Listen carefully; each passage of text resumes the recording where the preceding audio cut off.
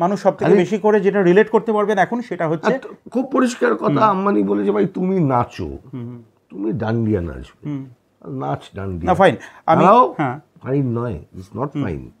লোককে বুঝতে হবে, কষ্ট করে হলেও লোককে বোঝাতে হবে যে মমতা মোদির থেকে আলাদা নয়, ওর রাজনীতি আলাদা নয়, এটা কঠিন অবস্থাতেও বোঝাতে হবে মানুষকে।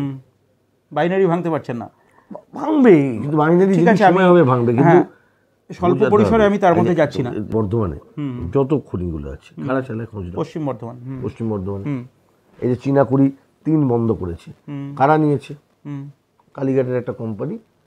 কে কালীঘাটের কোম্পানি আমি জানি না, কালীঘাটের কোম্পানি আমি জানি, কে মালিক সেটা আমি এখনো জানি না। সেটা বেরিয়ে গেলে তখন আর অন্য কিছু বেরোনো যাবে। একদম, আপনি কিন্তু আরজিকর মামলায় সুপ্রিম কোর্টে অ্যাপিয়ার করছেন। আরজিকর মামলার গতি প্রকৃতি এই মুহূর্তে সুপ্রিম কোর্টে, শিয়ালদা কোর্টে তো তার বিচার হচ্ছে। সুপ্রিম কোর্টে আরজিকর মামলার কি গতি প্রকৃতি, কাইন্ডলি এটা অ্যাড্রেস করুন আমাদের ইন্টারভিউ, আমরা এটা দিয়ে শেষ করব। কোনো প্রকৃতি নেই। ওকে, রাস্তায় মানুষ দাঁড়ালে নামলে বিচার পাবেন, রাস্তায় না নামলে কেউ বিচার দেবে না, বুঝে নিন খুব পরিষ্কার করে। সুপ্রিম কোর্টের প্রধান বিচারপতির দায় সুপ্রিম কোর্টের প্রধান বিচারপতির কাজ করা। আপনার মেয়ে ধর্ষিতা হলে তাকে বিচার দেবার কোনো দায় তাদের কারোর নেই, আপনাকে বিচার ছিনিয়ে নিতে হবে। Let's call the spade a স্পেড।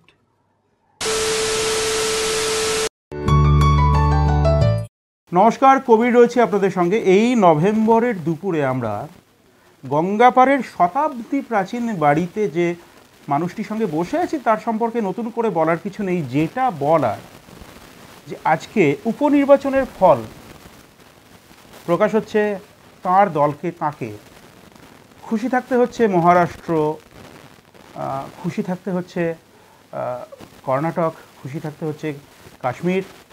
কিছুদিন আগেই ইউসুফ তারিগামি কাশ্মীর থেকে নির্বাচিত হয়েছেন, কিন্তু এখানে রক্তক্ষরণও আর বলা যায় না, রক্তশূন্যতায় ভুগছে তার দল। এবং আজ থেকে প্রায় 100 বছর আগে রবীন্দ্রনাথ লিখেছিলেন, বণিকের রাজদণ্ড দেখা দিল পোহাইলে সর্বরি মানদণ্ড রূপে আজকে। এবং গঙ্গার ঠিক এই পারে, উল্টো পারে শীতকালে আমরা টেস্ট ম্যাচ, অসংখ্য টেস্ট ম্যাচ দেখে অভ্যস্ত, যেখানে কিন্তু বিখ্যাত সব বোলার অসংখ্য বাউন্সার দিয়ে ইডেন গার্ডেন্সে ব্যাটসম্যানদেরকে ত্রস্ত করেছেন। আমি আজকে বেশ কিছু বাউন্সার দেওয়ার চেষ্টা করব, সেটাকে সব্যসাচী চট্টোপাধ্যায় হাইকোর্টের অ্যাডভোকেট এবং সিপিআইএম নেতা কীভাবে ডিল করেন সেটা আমরা দেখব। এবং বিস্ফোরক একাধিক বিষয়ে সব্যসাচী চট্টোপাধ্যায় কিন্তু আজকে প্রথমবারের জন্য মুখ খুলবেন। দেখা যাক কি বলেন তিনি, এবং দেখার জন্য আপনাকে শেষ পর্যন্ত এই পর্বটি দেখতে হবে। সব্যসাচীটা স্বাগত জানাই আপনাকে এই শীতের দুপুরে। আমি যেটা বলছিলাম, আদানিকে চাই বলেছিলেন মমতা, এবং আপনারা আপনাদের মুখপাত্র তো এই নিয়ে, দৈনিক মুখপাত্র এই নিয়ে সরব গলা ফাটাচ্ছেন, কিন্তু সেই শূন্য। কোথাও গিয়ে কি অপ্রাসঙ্গিক হয়ে যাচ্ছে নাকি? আমি আবার বলছি যে প্রাসঙ্গিকতা রাজনীতিতে যদি ভোটের নিরিখে হয়, বিধানসভা লোকসভায় আসনের নিরিখে হয়, এবং এটাকে যদি কেউ রাজনৈতিক প্রাসঙ্গিকতা মনে করে থাকেন, তাহলে তারা 5 বছর 10 বছরের রাজনীতি ভাবছেন। কিন্তু রাজনীতি 5 বছর 10 বছরের কোনো খেলা নয়, রাজনীতি আদতেই কোনো খেলা নয়। রাজনীতি আসলে আমাদের ক্রমবহমান যে সমাজ পরিস্থিতি, তার একটা আবর্ত থাকে, একটা জায়গা থাকে, একটা জাংচার থাকে। আমার মনে হয় যে আমরা যদি এখন এই 6টা আসনে তৃণমূল জিতেছে, লাফালাফি করছে, করুক, ডাজন্ট ম্যাটার। তাদের মনে হয় যে এই লাফালাফি ছেড়ে একটু ওদের দলের এমপি মহুয়া মৈত্রকে শোনা উচিত। And why Mamata Banerjee is silent on Adani? Why Abhishek Banerjee is silent on Adani? Why Trinamool Congress is silent on Adani? তাহলে কি এটা কি প্রাপ্তি অপ্রাপ্তির হিসেব? কেন হঠাৎ করে গত কয়েকদিন আগেই সুপ্রিম কোর্ট সরাসরি জাস্টিস V.R. কৃষ্ণা আইয়ারের যে বক্তব্য সঞ্জীব কোকের ম্যাটারে ছিল, যে our socialist structure of constitution এবং যে সম্পদ, দেশের সম্পদ, প্রাইভেট প্রপার্টি অ্যাকোয়ার করার যে ক্ষমতা স্টেটের, সেটা কতটা, জাস্টিস চন্দ্রচূড় ডাইলিউট করলেন by attacking justice Krishna Iyer. এবং ভাবনার দিক যেটা, সুপ্রিম কোর্টে 9 সদস্যের কনস্টিটিউশনাল বেঞ্চের 2জন বিচারপতি জাস্টিস নাগারত্না এবং জাস্টিস দুলিয়া তাদের ডিসেন্টিং ওপিনিয়ন দিলেন, এবং ঠিক তার পরপরই আপনি দেখলেন যে এখন সুপ্রিম কোর্টে যে মামলাটি শুনানি হচ্ছে 24 তারিখে, হয়তো 24-25 তারিখে তার জাজমেন্ট আসবে, সেটা হচ্ছে এই সোশ্যালিস্ট সেকুলার স্ট্রাকচার থাকবে কিনা। মানে সরাসরি একদম নাগপুরের তৈরি করে দেয়া প্লটে মমতা ব্যানার্জি খেলছেন, পশ্চিমবঙ্গের লোক খেলছে। 6টা আসনে বল পেয়েছে, তৃণমূল লাফাচ্ছে, ববি হাকিম লাফাবে, তারপরে ওই কী নাম মদন মিত্র লাফাচ্ছে, কল্যাণ বন্দ্যোপাধ্যায় লাফাচ্ছে। ওই খেলার মাঠ, ওই মাঠের মধ্যে খেলে যাবে। আসলে আদানি বলবে ওট মমতা ওট, উঠবে বস মমতা বস, এই হচ্ছে রাজনীতি। রাজ্যের মুখ্যমন্ত্রী সম্পর্কে আপনি বিস্ফোরক কথা বলছেন। মোদিকে তো রোজ ওঠাচ্ছে নামাচ্ছে, মোদি তো কাঁধে করে আদানিকে নিয়ে যাচ্ছে। আদানি পুষেছে একটা প্রধানমন্ত্রী, আদানি পুষেছে একটা পশ্চিমবঙ্গের মুখ্যমন্ত্রী, আরএসএস পুষেছে। আরএসএসের তৈরি করা গেম প্ল্যানের মধ্যে মমতা পড়ে গেছে। আমরা অনেক দিন থেকে বলছিলাম মমতা আরএসএসের আর একটা মুখ, একদিকের মুখটা যদি মোদি হয় আর একটা মুখ মমতা। এই মুহূর্তে দাঁড়িয়ে এটাই হচ্ছে রাজনীতি। তার জন্য মহামিত্র একা, উনি আদানি নিয়ে বলছেন, আমেরিকাতে আদানির বিরুদ্ধে ওয়ারেন্ট হচ্ছে, আদানি করাপ্ট প্র্যাকটিস করেছে, রাহুল গান্ধী বলছেন, সবাই সোচ্চার হচ্ছেন, তৃণমূলের এমপি মহুয়া মৈত্র বলছেন, তৃণমূলের নেত্রী চুপ, বলতে পারছেন না কেন? কারণ দেউচা পাচানি, কারণ পশ্চিমবঙ্গের কোল বেল্ট পুরোটা আদানিকে দিতে হবে, কারণ পশ্চিমবঙ্গের কয়লা খনির সহ পশ্চিমবঙ্গের কোস্টাল এরিয়া, উপকূলবর্তী জমি, তাজপুরের বন্দর। আমি মমতা বলছি, তাহলে কি শুভেন্দুবাবু বাদ পড়বেন? তাজপুরের বন্দর কি শুভেন্দুবাবুকে বাদ দিয়ে হতে পারে? হঠাৎ মন্দারমণি, তাজপুর প্রমোট করতে হবে? হোটেল অনেক দিন আগে ভাঙা উচিত ছিল। আসলে বিচার ব্যবস্থার একটা রাজনীতি আছে, সময় বুঝে খেলে। ঠিক এই সময় মন্দারমণির হোটেল ভাঙার ঘটনা ঘটছে। আজ না হয় কাল মন্দারমণি, তাজপুরের সমস্ত জায়গার উপকূলবর্তী অঞ্চলে যা যা বেআইনি নির্মাণ আছে ভাঙতে হবে, ভাঙতে হতো, কিন্তু আজ কেন? আসলে তাজপুরের বন্দর নির্মাণ মমতা ব্যানার্জির লক্ষ্য নয়, উপকূলবর্তী জমি আদানিকে দিয়ে দাও, আমি তো নেচে কুঁদে চালিয়ে দেবো, জনগণ ভোট দিচ্ছে, আমি নাচছি, আমার কোনো কাজ নেই, আমি দুর্গাপুজো করব, আমি গোটা পশ্চিমবঙ্গ জুড়ে রাজনীতি করব, ভোট করাবো। কিন্তু আসল যে কথাটা, রাজ্যকে বাঁচানো, দেশকে বাঁচানোর লড়াই, যে লড়াইটা এই মুহূর্তে দাঁড়িয়ে সবচেয়ে জরুরি, যেটা আমাদের ইন্ডিয়া অ্যালায়েন্সের প্রথম কথা ছিল যে জুড়েগা ইন্ডিয়া জিতেগা ভারত। আজকে দাঁড়িয়ে এই ইন্ডিয়া অ্যালায়েন্সের নাম করে কিছু লোক, যারা ফেক ইন্ডিয়া অ্যালায়েন্সের লোক এখানে বসে আছে, আসলে আরএসএসের দালাল, তারা এই কাজগুলো করে যাচ্ছে। ঠিক এই জায়গা থেকে আমি সেন্সেশনালাইজ করবো না কোনোভাবে, আপনারা শূন্য এই ধরনের কোনো পিঞ্চিং অ্যাটিটিউড নিয়েও আমি এগোবো না। আমি এখান থেকে 3টে পয়েন্ট পিক করার চেষ্টা করছি। 1 নম্বর, আপনি জুডিশিয়ারির ট্রান্সপারেন্সি নিয়ে প্রশ্ন তুলছেন। 100বার আপনি কনস্টিটিউশনের ভবিতব্য ফেডারেল যে স্ট্রাকচার, যে সেকুলার ফেডারেল স্ট্রাকচার, সেটার বাস্তবতা নিয়ে, সেটার অস্তিত্ব সংকটে পড়বে কিনা সেটা নিয়ে আপনি পড়বে কিনা নয়, পড়ে গেছে, পড়বে কিনা, এবং এটা তো খুব অ্যালার্মিং একটা তো হয়ে গেছে। কি চাই আপনার বলুন তো? আপনি একটা বলুন, একটা দেশের সুপ্রিম কোর্ট তার রায়ে একটা দেশের পার্লামেন্টে পাশ করা একটি আইন, যেখানে আমাদের দেশের যাবতীয় স্ট্রাকচার, রিলিজিয়াস স্ট্রাকচার যেগুলো থাকবে, উই হ্যাড এ ল, 1949 ল, আমাদের সুপ্রিম কোর্ট সেই লটাকে তো ইগনোর করে গেছেন। মানে সব ব্যালেন্স করিয়ে দেবো নাকি? মানে সব কিছু ব্যালেন্স হয়? সুপ্রিম কোর্ট আরবিট্রেটার মিটিয়ে দিচ্ছে, নেগোশিয়েট করাচ্ছে বসে। আরে এমন জাজমেন্ট দিচ্ছেন যে জাজমেন্টে আপনি, কে জাজমেন্টটা লিখেছে সই করছে না, বোঝা যাচ্ছে এখন কে লিখেছে। তাহলে ট্রান্সপারেন্সি কোথায়? কিসে? জুডিশিয়ারি কী করে ট্রান্সপারেন্সি থাকবে? আপনি তার মধ্যে আপনি দেখেছেন যে আমাদের এখানে সুপ্রিম কোর্টের প্রধান বিচারপতি, তিনি তার বাড়িতে দেশের প্রধানমন্ত্রীকে নিয়ে গিয়ে গণেশ বন্দনা করছেন। উনি গণেশ বন্দনা করুন, সেটা তার ব্যক্তিগত ধর্ম। He must have the idea of Indian secularism. এই সেকুলারিজম মানে কেউ ইজারা দেয়নি যে একটা টুপি পরা লোককে মুসলমানের ইজারা নিতে, আর গেরুয়া পরা লোককে হিন্দুর ইজারা নিতে, ফাইন, কিন্তু আর একটা কি বলে গাউন পরা লোককে খ্রিস্টানের ইজারা নিতে কেউ দেয়নি। ব্যক্তিগত secularism means separation of religion from the state. It's your private affairs, go and do it.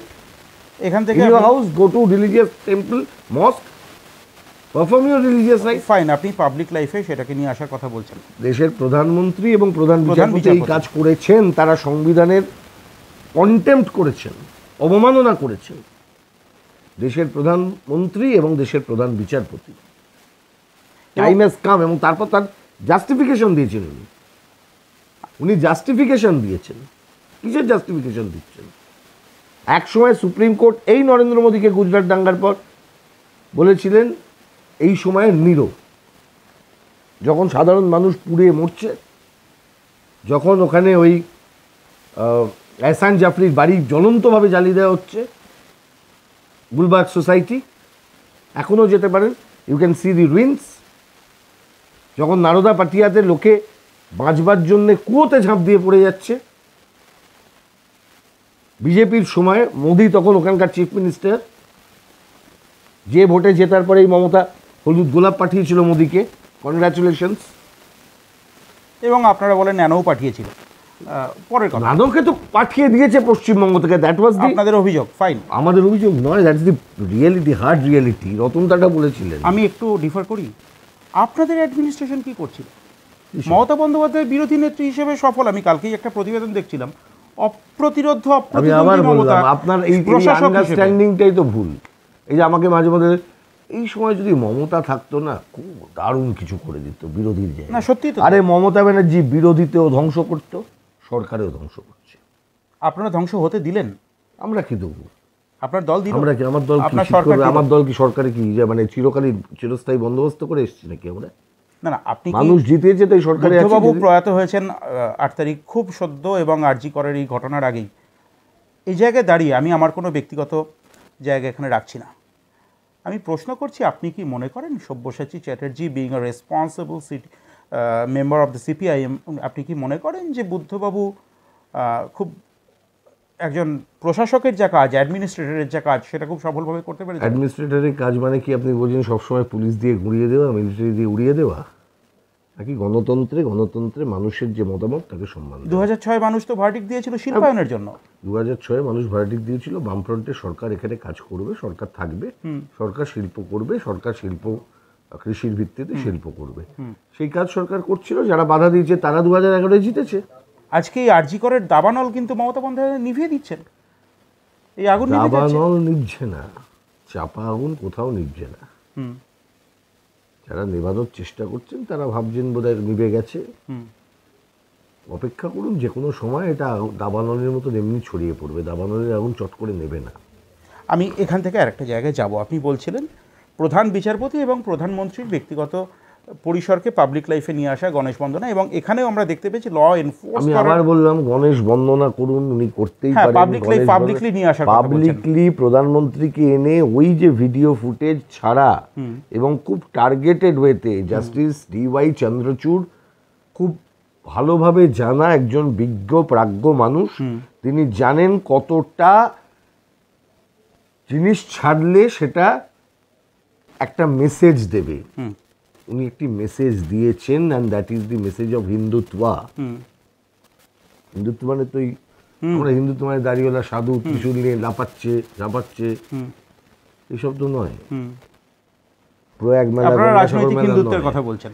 Hindutva corporate হিন্দুত্বের কথা বলছেন, সেখানে কর্পোরেট এবং রিলিজিয়াস ফান্ডামেন্টালিস্ট এক জায়গায় এসেছে।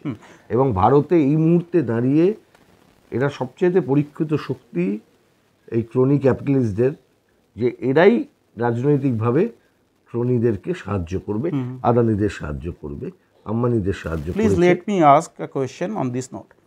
এখানে ল এনফোর্স করার দায়িত্ব যাদের, রঞ্জিত কুমার বসলান, আমি নাম করেই বলতে পারি কারণ সেটা পাবলিক ডোমেনে আছে। মুখ্যমন্ত্রীর বাড়িতে উনি ইউনিফর্মে সম্ভবত, আমি যদি খুব ভুল না করি, খিচুড়ি বিলি করছিলেন। তো ঠিক আছে, সেটা তার অধিকার। আপনি এটাকে কিভাবে দেখছেন? কারণ একইভাবে মমতা বন্দ্যোপাধ্যায় তো সংখ্যালঘু তোষণের অভিযোগ আপনারা নিয়ে আসেন, তো এখানে তো সংখ্যালঘু তোষণের আমরা অভিযোগ কাজ একই করছে কথা না। বলে যাচ্ছি, তুমি ইমামের ভাতাটাও বন্ধ করো, পুরোহিতের ভাতাও বন্ধ করো, কেন পাবে? আমরা উল্টো দিকে বলছি ইমামের ছেলেকে একটা চাকরি দাও, পুরোহিতের ছেলেকে একটা চাকরি দাও। That is important. ইমামের ভাতা লাগবে না, ইমিডিয়েট বন্ধ করা উচিত। এখানেও বুদ্ধবাবুর প্রসঙ্গ আসছে, উনি যে সংরক্ষণের ব্যবস্থা করেছিলেন, উনি বলা ভুল যে ইমপ্লিমেন্টেশন হয়েছিল, ল ইমপ্লিমেন্টেড হয়েছিল, সেটাকে কিভাবে দেখছেন এখন সংখ্যালঘুদের জন্য আপনাদের বার্তা, নির্দিষ্ট বার্তা? এই গভর্নমেন্ট কি দেখছে? গভর্নমেন্ট মামলা করেছে, অ্যাপিল করেছে। বামফ্রন্ট সরকারের করা সেই সময় যে সংখ্যালঘু মানুষ যারা রিজার্ভেশনের বাইরে ছিলেন, এই তাদেরকে ওবিসি ক্যাটাগরির মধ্যে নিয়ে আসা, কনসিডারিং দেয়ার পজিশন, তারা কি করতেন, একটা তাদের বহু মানুষ যারা আমাদের এই রাজ্যে ঐতিহাসিক কারণে তারা পিছিয়ে পড়া বর্গের মানুষ হয়ে গিয়েছিলেন, এবং তার জন্য দেখবেন সেখানে মোর ব্যাকওয়ার্ড, কথাটাকে বারবার ব্যাকওয়ার্ড এবং মোর ব্যাকওয়ার্ড ক্লাস, এরকম বহু মানুষ আছেন, তাদেরকে এই রিজার্ভেশনের তালিকায় আনা হয়েছিল এবং বামফ্রন্ট করেছিল based on the report place by justice Ranganath Mishra.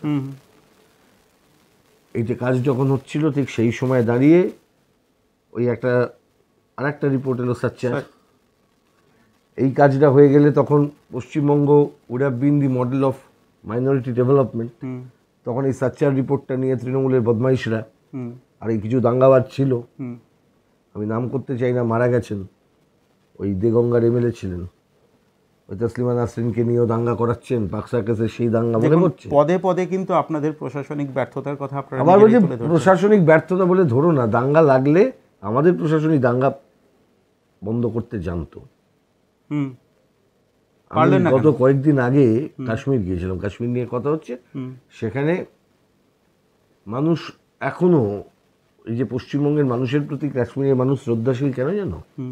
Not because যে পশ্চিমবঙ্গের মানুষ ওখানে প্রচুর সংখ্যায় পর্যটন করতে যায়, না, পশ্চিমবঙ্গের কাশ্মীর থেকে আসা গরিব মানুষ কাজের জন্য যখন পশ্চিমবঙ্গের বিভিন্ন জায়গায় তারা শাল বিক্রি করেন, নানা কাজ করেন, এদেরকে যখন বিভিন্ন জন সারা দেশ জুড়ে যখন বলতে কাশ্মীর থেকে আসে টেররিস্ট, একমাত্র এই পশ্চিমবঙ্গে ইট ওয়াজ নান আদার দেন কমরেড জ্যোতি বসু, তিনি বলেছেন এই সমস্ত কথা পশ্চিমবঙ্গে বলা যাবে না, তারা আসছে এখানে কাজের সন্ধানে, তাদের রাখার। জ্যোতি বসুর প্রশাসনিক সাফল্য, তার এক্সেলেন্স নিয়ে তো এখানে কোনো প্রশ্নই উঠছে না, কিন্তু নিন্দুকেরা বলেন যে 2000 সালে নভেম্বর মাসেই সম্ভবত, আমার যদি আমি ভুল না করি, এরকমই একটা দিন হবে, কি অন্য কোনো মাস, আমাকে মাফ করবেন দর্শক, আমি সঠিক মাসের কথা এখানে বলতে পারছি না, জ্যোতিবাবু মহাকরণের করিডোর ছেড়ে বেরিয়ে গেলেন এবং বামফ্রন্টের মৃত্যু ঘণ্টা কিন্তু আদতে তখনই বেজে গিয়েছিল।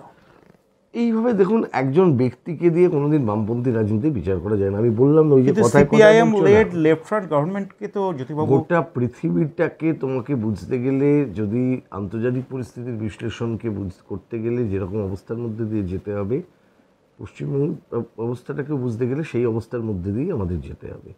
পশ্চিমবঙ্গে যেটা এই মুহূর্তে হচ্ছে সেটা একদিনের কথা নয়, এই জিনিস চলছে, এটা পশ্চিমবঙ্গের একটা সামাজিক বিবর্তনের প্রশ্ন। এখন যেটা কথা বুদ্ধবাবু বলেছিলেন যে আমরা এখন কোন দিকে যাচ্ছি, আজকে রাজনীতি তো ইতিহাস নিয়ে চলে না, আজ থেকে 30 বছর আগে কি হয়েছিল, কোনটা ঠিক ছিল কোনটা ভুল ছিল। এখন যদি আমি যেমন বলি দেশভাগের সিদ্ধান্ত খুব ভুল ছিল, দেশভাগের এই আজাদি জুতায় তুমি তারপর চারটে বলবে তোমাদের এই পজিশন ভুল ছিল, এটা ইতিহাসে মানুষ বাঁচে না, মানুষ বর্তমানে বাঁচে, ভবিষ্যতের জন্যে বাঁচে, ইতিহাস থেকে শিক্ষা নেয়। তা আমার মনে হয় যে ইতিহাসের শিক্ষাটা আমাদের খুব জরুরি। ইতিহাসের শিক্ষা কি, যে পশ্চিমবঙ্গ আসলে একটি রাজ্য, যে রাজ্যের উপর মানে দেশভাগের যন্ত্রণা, মানুষের এদিক থেকে ওদিক যাওয়া আসা, এই মানুষের মধ্যে অনেক কষ্ট, অনেক ক্ষোভ, আসলে গরিব মানুষ আক্রান্ত হন, কিন্তু গরিব মানুষ। ববি হাকিমের কিচ্ছু হবে না, শুভেন্দু অধিকারী কিচ্ছু হবে না দাঙ্গা লাগলে। ওই যে মুর্শিদাবাদের বেলডাঙ্গায় দাঙ্গা হয়েছে বলে শোনা যাচ্ছে, এই যে দাঙ্গা, ওখানকার গরিব মানুষগুলো মারপিট করে। এখানে আপনাকেও বেরোতে হবে সব্যসাচী। দর্শকদের জানার জন্য বলে রাখি, এই মুহূর্তে কিন্তু আমরা অত্যন্ত ব্যস্ততার মধ্যে সব্যসাচী চ্যাটার্জিকে তার চেম্বারে পেয়েছি, তাকে একটি কর্মসূচিতে, তার দলীয় কর্মসূচিতে বেরোতে হবে। খুব নির্দিষ্ট 3টে প্রশ্ন করব এবং তার মধ্যে দিয়ে আজকের ইন্টারভিউ শেষ করব। কাশ্মীরের প্রসঙ্গ এলো জাস্টিস চন্দ্রচূড়ের ঐতিহাসিক রায় 370 ধারা, এবং তিনি রিটায়ার করেছেন, 370 ধারা অ্যাবলিশ হয়েছে। আজকে আমাদের পেশার খাতিরেই খবরাখবর রাখতে হয়, আপনি আমার থেকে বেটার জানবেন। আমি কোনো পেশাকে ছোট করছি না, কিন্তু কায়িক শ্রমের যে কাজ, সেই কাজ কাশ্মীরে সম্ভবত বাঙালিরা আজকে সব থেকে বেশি করে করতে, শুধু কাশ্মীর না সাউথ ইন্ডিয়াতেও করতে বাধ্য হচ্ছেন। এই বিষয়টা তো পশ্চিমবঙ্গে কাজ নেই, পশ্চিমবঙ্গে তো কোনো কাজ নেই, এখানে তো পুজো হচ্ছে ইকোনমি, সেটা নিয়ে এরা গলা ফাটায়। পুজো তো সত্যিই ওই বছরে একবার ইকোনমি হবে, বাকি সময় না খেতে পেয়ে মর। আমি আমার ভাইপো থাকবো, বাকি মরুক লোকে, আমার কি আছে। এমপ্লয়মেন্টের প্রসঙ্গ এলো, ঠিক এই জায়গায় দাঁড়িয়ে খুব সম্প্রতি মোহাম্মদ সেলিম, আপনাদের রাজ্য সম্পাদক, তিনি আমার সঙ্গেও কথা হচ্ছিল কয়েকদিন আগে। তিনি বলছিলেন যে সোশ্যাল মিডিয়া নিয়ে ভাবনা চিন্তা করছেন, এবং কালকে তো পাবলিক পোস্ট করলেন ফেসবুকে, আপনাদের হায়ার করা হচ্ছে। আপনারা বিভিন্ন সোশ্যাল মিডিয়া এক্সপার্ট, বিভিন্ন সেগমেন্টে এক্সপার্টাইজ আছে যাদের, সেরকম ইয়াং চ্যাপদেরকে আপনারা হায়ার করছেন। এটাকে একটা অল্টারনেটিভ এমপ্লয়মেন্টের চেষ্টা করছেন? একদমই নয়। আচ্ছা, এটাকে একটু অ্যাড্রেস করুন। কমিউনিস্ট পার্টি মার্ক্সবাদী সবসময় প্রফেশনাল এক্সেলেন্সকে গুরুত্ব দিয়েছে। যেটা আপনি অবাক হচ্ছেন যে আমাদের পার্টিতে কটাক্ষ করেছেন। আমি ইররিলেভেন্ট মানুষকে নিয়ে আলোচনা করতে রাজি নই। We are talking about statement of a secretary of a national political party. আমি কোনো স্টেট লেভেল পলিটিক্যাল পার্টি কোনো এই জেনারেল সেক্রেটারি সে ওদের কথা উত্তর আমি দেবো না। মোহাম্মদ সেলিমের কথা হচ্ছে সেইখান থেকে আমি বলি যে তিনি বলেছেন যে আমরা হায়ার করছি কেন। We have always given importance to the professional excellence. Hire করার প্রশ্নটা এই জন্যই একটুখানি অড লাগছে শুনতে যে কমিউনিস্ট পার্টি হায়ার করছে। সেই জন্য আমি আজকে টেলিগ্রাফেও দেখছিলাম, বাঁদিকে লিখেছে সিপিআইএম ইজ হায়ারিং। মানে কিন্তু আপনি নিশ্চয়ই এটাও দেখেছেন, পোস্টটাও দেখেছেন। আমি দেখেছি, কথাটা সেইভাবেই লেখা আছে। প্রশ্নটা হচ্ছে যে আজকের অনেক দক্ষ ছেলে মেয়ে তারা আছেন, তারা জানবেন যে সিপিআইএমের কাজের জন্য আমি যাচ্ছি। এই দক্ষ ছেলে মেয়েগুলিকে আনতে যাবার জন্য প্রশ্নে ডেফিনেটলি আমরা সিপিআইএমের পক্ষ থেকেও সেই দিকটাকে আমরা নজর দিচ্ছি, যাতে professional communist professionalism is also important thing. সোভিয়েটে তার চর্চাও হতো অবশ্যই 100 বার। ইউরিক অ্যাগারিনের প্রথম মহাকাশে যাওয়া থেকে শুরু করে, নইলে তো ওই প্রফেশনালিজম না থাকলে তো সোভিয়েত ইউনিয়ন এগোতে পারত। 100 বার এটা তো কোনো প্রশ্ন আনকোয়েশ্চেন্ড একটা। সোভিয়েত ইউনিয়ন না এগুলো যে আমরা কে কোথায় থাকতাম সেটাও তো অনেক প্রশ্ন ছিল। বা সোভিয়েত ইউনিয়ন ভেঙে যাওয়ার পরেও আমরা এখানে কথা বলছি 1947 হতো কি হতো না সেটাও মানে প্রশ্ন ছিল। ফাইন, আমি একদম শেষ করব। তাহলে কি আমি দুটো জিনিস অ্যাড্রেস করতে বলবো, যে নিও কলোনিয়ালিজম আপনারা যাকে বলেন, আমরা কি আবার নতুন করে স্বদেশী প্রভুর হাতে নতুন ভৃত্য হতে চলেছি? 1 নম্বর প্রশ্ন। 2 নম্বর প্রশ্ন হচ্ছে 2026-এর আগে তাহলে কি দুই প্রফেশনাল এক্সেলেন্সের টক্কর দেখা যাবে? আইপ্যাকের বিরুদ্ধে সিপিআইএম এর নতুন যে প্রফেশনাল এক্সেলেন্স। প্রথম প্রশ্নটার উত্তর হচ্ছে, দেখো ওই কবে ছিলে না, এই দেশে তো চিরকালই এই শোষণ ছিল। শোষকরা শোষণ করে গেছে স্বাধীনতার পর থেকে প্রত্যেক মুহূর্তে শ্রেণী বিভক্ত সমাজে, এবং আজকের সমাজে এটাই বাস্তব। কিন্তু তার বিরুদ্ধে সাধারণ মানুষ, দেশের মানুষ, তারা স্বাধীনতা সংগ্রামে অংশগ্রহণ করেছিলেন সাম্রাজ্যবাদের ঘেরাটোপ থেকে ভারতকে মুক্ত করে। ইটস নট অ্যাবাউট ওই ইংরেজকে সরিয়ে দেবে। একটু আগে আমি একটু এসছে বলে এই তোমায় দেখতে ইন্ডিয়ানদের মতন না, তোমায় দেখতে আফগানদের মতন, তুমি ইন্ডিয়ান নও। আচ্ছা, এইখানে আমরা সেই রবীন্দ্রনাথ ঠাকুরের কাবুলিওয়ালা থেকে শুরু করে আগে এত গল্প, কত মানুষ আছে তারা দেখতে এই ইন্ডিয়ান নও, চল হট। মানে ইট সাউন্ডস লাইক ওই যে মোদি করেছিল না, ও লুঙ্গি পড়নেওয়ালা, ও লুঙ্গি পরে, ও লুঙ্গি পড়লেই ও মুসলমান। ভদ্রলোকের নাম ভুলে যাচ্ছি, সম্ভবত না, ছাড়ো। হ্যাঁ, পোহা খাওয়া দেখে বলেছিলেন, চিড়ে খাওয়া দেখে যে বাংলাদেশে খাচ্ছে, কি মাছ খাচ্ছে, মাছলি খোর। আমাদের দেশটা তো একটা মানে ইটস এ মিক্সড ভেজিটেবলস, মানে সব রকম কিছু আছে। মানে এটা আমাদের এই জন্যই Bharat, that's why it is India. Salim da বলেন স্যালাড বল, সব কিছু মিলিয়ে এটা রয়েছে। তা এই দেশের মানুষকে ঐক্যবদ্ধ রাখার প্রথম শর্ত হচ্ছে এই দেশের মানুষকে গণতন্ত্র দিতে হবে, 1। 2, গণতন্ত্র আসার প্রথম শর্ত হচ্ছে মানুষকে শান্তি দিতে হবে। আর 3, যেটা খুব ইম্পর্টেন্ট, সেটা হচ্ছে এই যে এত মানুষ এখানে রয়েছেন যাদের উপরে ইতিহাস থেকে দেখলে ঐতিহাসিকভাবে এত শোষণ হয়েছে গরিব মানুষের উপর, নানা লোক করেছে, নানা শাসক করেছে। শাসক তার কখনো ধর্ম বদলে গেছে, রং বদলে গেছে, কিন্তু শাসক এসেছে।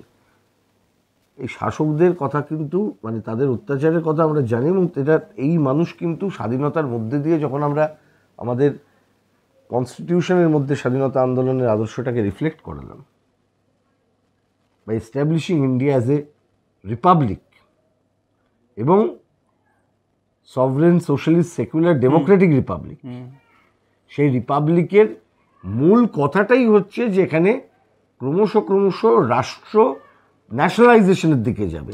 সময় শেষ হয়ে আসছে, কিন্তু সভরেনিটির কথা বলতে আমার এই মুহূর্তে ন্যাশনালাইজেশনের সঙ্গে সভরেনিটির একটা চূড়ান্ত সম্পর্ক আছে। If you don't nationalise, what will be the sovereign? Adani will claim that I am the sovereign. একদম শেষ প্রশ্ন আমি এই যে আমরা এখন চেম্বারে বসে আছি সব্যসাচীদের বা আরও স্বনামধন্য আইনজীবী যারা, তাদের চেম্বারে গেলেই আপনারা দেখতে পাবেন যে অসংখ্য বিচারপ্রার্থী মানুষ তারা কিন্তু তাদের শেষ গন্তব্য হচ্ছে বিচারালয় এবং আইনজীবীরা। সব্যসাচী চট্টোপাধ্যায় এই মুহূর্তে এই রাজ্যের একজন অন্যতম গুরুত্বপূর্ণ আইনজীবী, যার কাছে বিচারপ্রার্থী মানুষ ছুটে যান, অসহায় মানুষ ছুটে যান। একটা বিস্ফোরক কথা বললেন এবং ইঙ্গিত তুলে ধরলেন সব্যসাচী চট্টোপাধ্যায় যে আমাদের বিচার ব্যবস্থাও কিন্তু আস্তে আস্তে তার নিরপেক্ষতা হারিয়ে ফেলছে। এই বিষয়টাকে খুব সহজ ভাষায় আমি দর্শকের জন্য সব্যসাচী চ্যাটার্জিকে অ্যাড্রেস করতে বলে এই ইন্টারভিউ শেষ করব, এবং এরকম আরও একাধিক পর্ব আপডেটস পাওয়ার জন্য আপনার চোখ থাক কবির সৌরভের ইউটিউব চ্যানেলে। সব্যসাচী দা, আপনি দেখুন, যখন অযোধ্যা জাজমেন্ট এসছে, যখন ওই তার আগে পরে অনেকগুলো জাজমেন্ট, যখন প্রশান্ত ভূষণকে কন্টেম্প্ট করা হচ্ছে, যখন রাফায়েল নিয়ে যখন সুপ্রিম কোর্টে মামলা হচ্ছে, ওই ক্লোজড এনভেলপ জুরিসপ্রুডেন্স খোলা হবে না, ওই দিয়ে সুপ্রিম কোর্ট বলে দিচ্ছে না কিচ্ছু গণ্ডগোল নেই। আদানি নিয়ে পার্টিকুলারলি আদানিকে বাঁচানোর জন্য সেবির ভূমিকা এবং ভারতের অন্যান্য আর্থিক সংস্থাগুলোর ভূমিকা, রঘুরাম রাজনের একটার পর একটা দেওয়া যে সমস্ত অ্যাডভাইস তাকে রিজেক্ট করা, এবং কদিন আগে আমি শুনছিলাম রঘুরাম রাজনকে জিজ্ঞেস করেছিল যে what is the alternative to this. It's a very good thing is to hold a communist revolution in this country. তাছাড়া এটা সম্ভব নয়। এটা তো আম্বেদকরই বলেছিলেন না, আমরা যে সিস্টেমটা তৈরি করেছি এত তিল করে কষ্ট করে এই সিস্টেমটা ভাঙতে 1 সেকেন্ড সময় লাগবে। যদি এই যে সিস্টেমটা দাঁড়িয়ে আছে, কারণ এই কনসেন্ট্রেশন অফ ওয়েলথ যেটা এখন স্টেটের হাতে ছিল সেটা আবার চলে যাচ্ছে প্রাইভেটের হাতে, মানে we are actually returning back prior to 1947। তখন এইরকম ছিল, রাজারা বিভিন্নটা চালাতো, সেই রকম চলছে। তো পিপলস প্রপার্টি আমাদের এই মুহূর্তে যেটা দরকার, ন্যাশনালাইজ করা। এখন কয়লা খনি দিয়ে দিচ্ছে, পাহাড় দিয়ে দিচ্ছে, নদী দিয়ে দিচ্ছে, মানুষ সব থেকে বেশি করে যেটা রিলেট করতে পারবেন এখন সেটা হচ্ছে খুব পরিষ্কার কথা, আম্বানি বলেছে ভাই তুমি নাচো, তুমি ডান্ডিয়া নাচবে, নাচ ডান্ডিয়া ফাইন, ফাইন নয়, ইটস নট ফাইন। লোককে বুঝতে হবে, কষ্ট করে হলেও লোককে বোঝাতে হবে যে মমতা মোদির থেকে আলাদা নয়, ওর রাজনীতি আলাদা নয়, এটা কঠিন অবস্থাতেও বোঝাতে হবে মানুষ। বাইনারি ভাঙতে পারছেন না, ভাঙবে, কিন্তু বাইনারি সময় হবে ভাঙবে, কিন্তু স্বল্প পরিসরে আমি তার মধ্যে যাচ্ছি না। বর্ধমানে যত খনিগুলো আছে, খাড়া চালায় পশ্চিম বর্ধমান, এই যে চীনাকুড়ি 3 বন্ধ করেছে, কারা নিয়েছে? কালীঘাটের একটা কোম্পানি। কে কালীঘাটের কোম্পানি আমি জানি না, কালীঘাটের কোম্পানি আমি জানি, কে মালিক সেটা আমি এখনো জানি না। সেটা বেরিয়ে গেলে তখন আর অন্য কিছু বেরোনো যাবে। একদম, আপনি কিন্তু আরজিকর মামলায় সুপ্রিম কোর্টে অ্যাপিয়ার করছেন। আরজিকর মামলার গতি প্রকৃতি এই মুহূর্তে সুপ্রিম কোর্টে, শিয়ালদা কোর্টে তো তার বিচার হচ্ছে। সুপ্রিম কোর্টে আরজিকর মামলার কি গতি প্রকৃতি, কাইন্ডলি এটা অ্যাড্রেস করুন আমাদের ইন্টারভিউ, আমরা এটা দিয়ে শেষ করব। কোনো প্রকৃতি নেই। ওকে, রাস্তায় মানুষ দাঁড়ালে নামলে বিচার পাবেন, রাস্তায় না নামলে কেউ বিচার দেবে না, বুঝে নিন খুব পরিষ্কার করে। সুপ্রিম কোর্টের প্রধান বিচারপতির দায় সুপ্রিম কোর্টের প্রধান বিচারপতির কাজ করা। আপনার মেয়ে ধর্ষিতা হলে তাকে বিচার দেবার কোনো দায় তাদের কারোর নেই, আপনাকে বিচার ছিনিয়ে নিতে হবে। Let's call the spade a spade. বিচার ছিনিয়ে নিতে পারেন কিনা বিচার প্রার্থীরা, সেই বিষয়ে আমাদের চোখ থাকবে। এরকম আরও এক্সক্লুসিভ আপডেটসের জন্য আপনার চোখ থাক কবির সৌরভের ইউটিউব চ্যানেলে। নমস্কার।